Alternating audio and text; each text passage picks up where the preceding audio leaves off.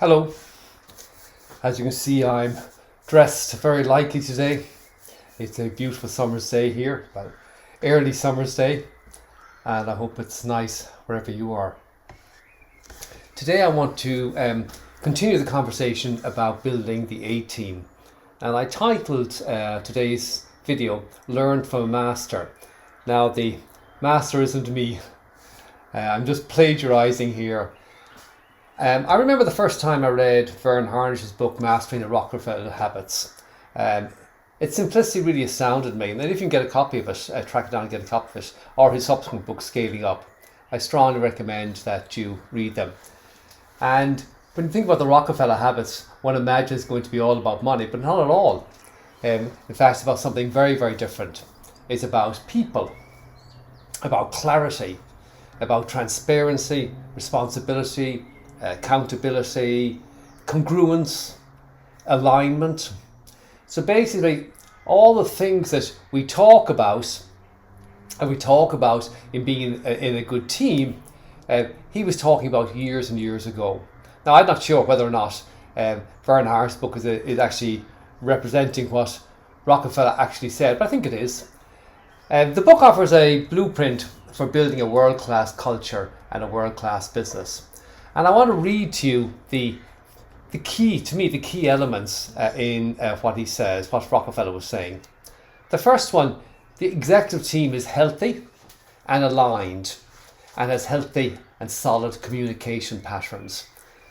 Everyone on the team is aligned with the one thing that needs to be accomplished in any given quarter in order to move the company forward towards its goals and objectives. So the first thing is the leadership team is healthy and aligned and good communications. 2, they all know what is the one thing they have to do to move the company forward towards its goals.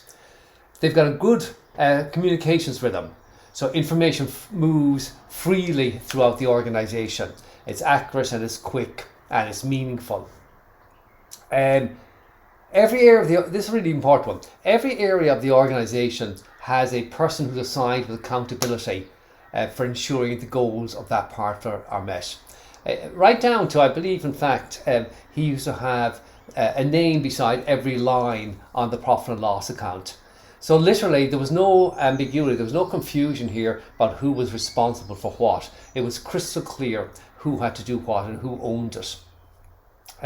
Another key one was he looked for ongoing employee input to identify obstacles and opportunities. And I'm a great believer in the theory of constraints, identifying what are the things actually, the real things that are holding you back, and fixing those constraints as opposed to squandering resources, improving things that really won't improve the flow, if you wish, because constraint is holding things up. It's the constraints that must be released. So he was big on that, on collecting employee input to identify these obstacles, these constraints, and remove them and identify opportunities indeed to advance the organization.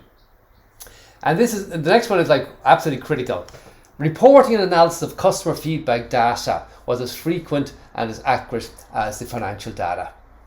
I mean, how many of us do that? Very, very few of us. The core value and purpose of the organization were alive. I think that's the expression used in the organization. They weren't posters or slogans on the wall that people repeat but never actually execute or act on, that aren't alive. In the organization, employees had to be able to articulate the purpose, like why the key components of the business strategy, why the organization exists, what's its purpose, its enduring purpose above and beyond goal and objectives. Who are its core customers?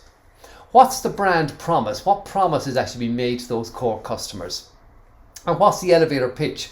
If you use 30 seconds or 1 minute to make a pitch, I mean, you see the one up here behind me. We work with professionals who want science-based assessments to help them improve human performance. That's it. That's what we do.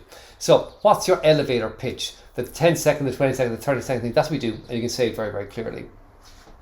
The company's plans and performance metrics are available and visible to everybody. Everybody saw how well the business was doing. Now, if you look at all of those, you say, yeah, that all sounds familiar. A high-functioning team of people who understand where the organisation is going, what their part is in getting it there, are fully accountable for that part in getting it, who understand the processes in place to ensure that this happens and they actually move it forward. So what I'm going to talk about in the next few videos is actually how you actually do that. How do you create that? This high level team, this alignment, this flow of communications, this clarity around purpose and so on and so forth. How do you actually create that? So you have a team of people who clearly understand where the organisation is going, what part they play, take responsibility for it, don't play politics, communicate and have the data necessary to make decisions and move forward. Because that's really what an A team is, isn't it? And if you ask us, what's a winning team? It's a team that wins. And an A team is a team that wins. And the only way you can win is this way. There is no other way. So over the next few videos, I will expand on each one of these and hopefully share a few insights from Rockefeller and indeed from other great masters that I have plagiarized over the years. So there you go. I look forward to talking to you again shortly.